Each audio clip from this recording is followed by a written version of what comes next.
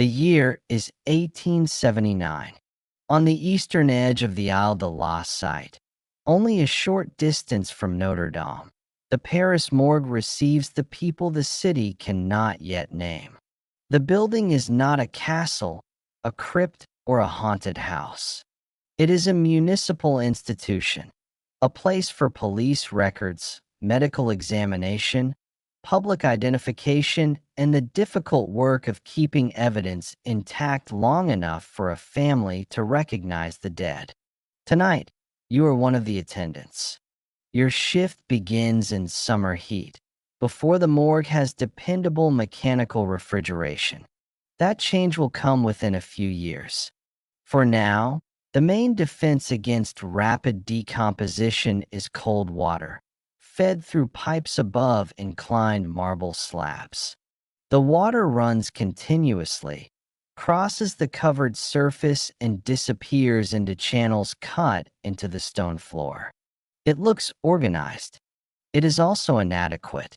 Water can cool a surface, but it cannot create a modern cold room, and every degree of summer heat reduces the time available for identification. The first rule of the shift is simple: preserve what can still lead to a name. Before a body is washed or placed for viewing, clothing and possessions must be examined.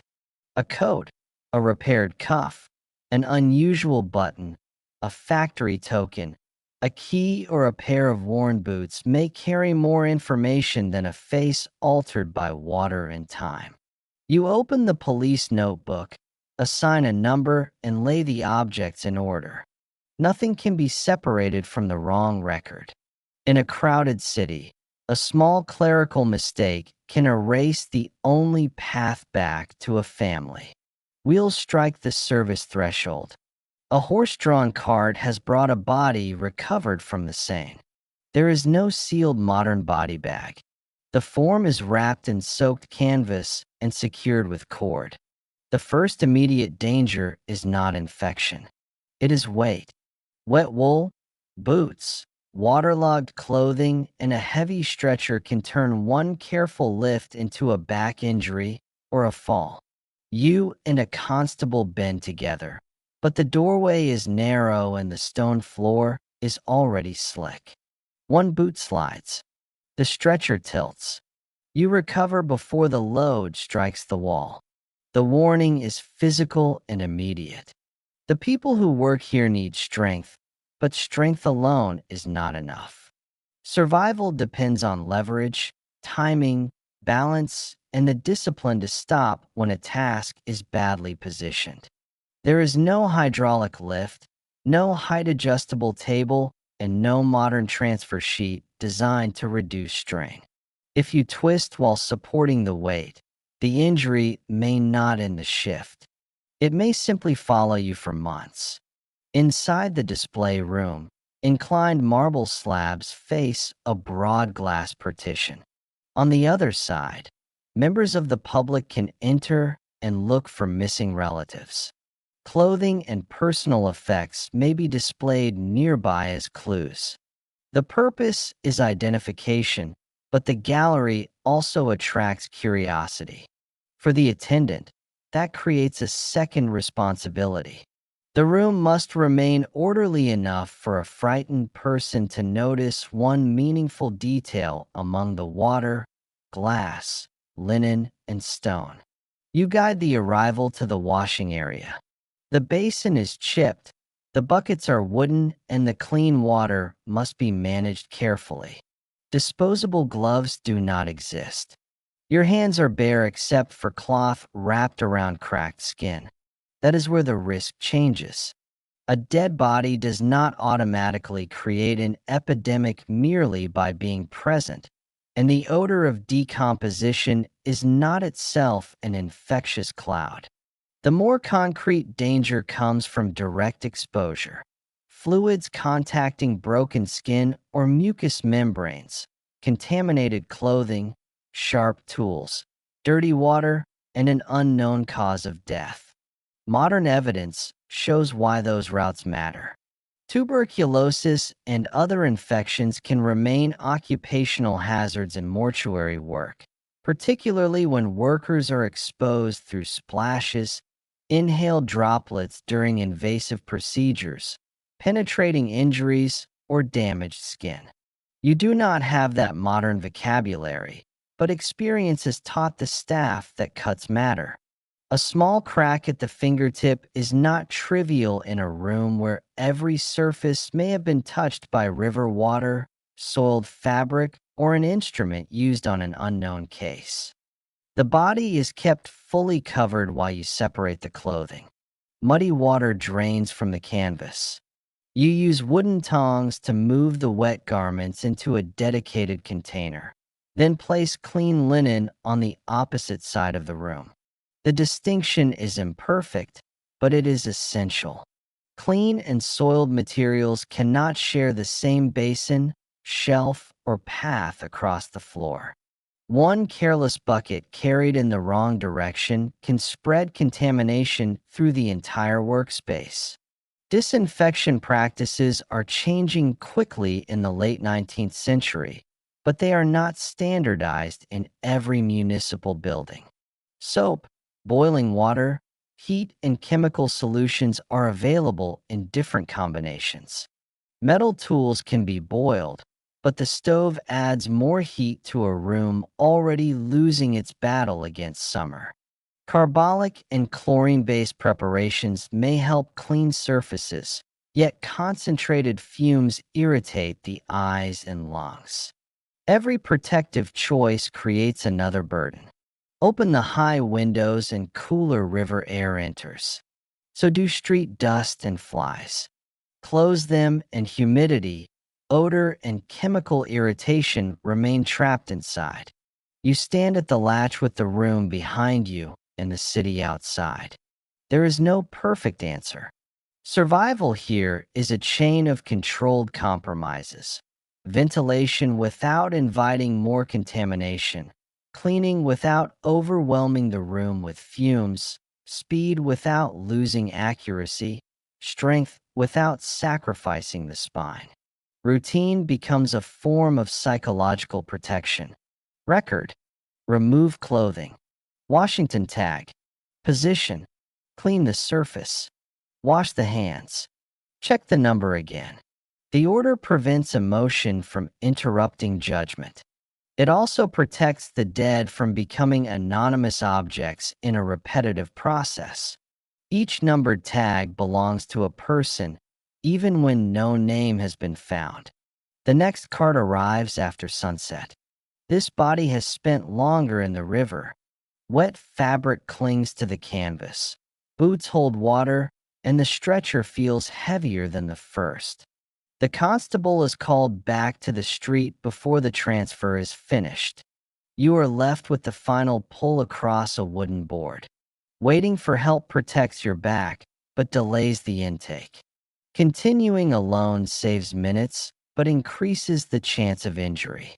You choose a slower position, shorten the pull, and keep the load close. Pain still crosses the lower back, sharp enough to warn you, not sharp enough to excuse you from the rest of the night. Time is now the central threat. Cold water runs over the inclined slabs, but the room remains warm. Features can change, skin can swell or discolor, and recognizable details can disappear. Your job is not to make anyone look alive. It is to preserve truthful information. You measure height, examine scars only when necessary, note the color and repairs of clothing, and compare the police description with the objects on the table. Accuracy can return a name. Carelessness can make the loss permanent. Beyond the glass, the public gathers. Some visitors have come from curiosity. Others have searched hospitals, police stations, and riverbanks. Their reactions are restrained by the barrier, but the worker feels the pressure of every face. A woman stops before a familiar coat. She recognizes the repaired cuff before she can bring herself to look toward the covered slab. The iron key from the pocket matches the one described by her family. The number in your notebook becomes a name. That identification is a victory, but it does not create rest.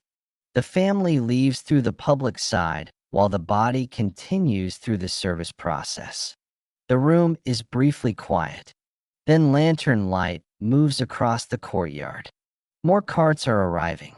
Now the morgue has more cases than comfortable space. The cold water system is already serving every display position. Clean linen is low. The wash area cannot be used for 2 cases at once. One police note suggests that a new arrival may have died during a fever outbreak, but the diagnosis is uncertain. Uncertainty is not proof, yet it is enough to change your decisions.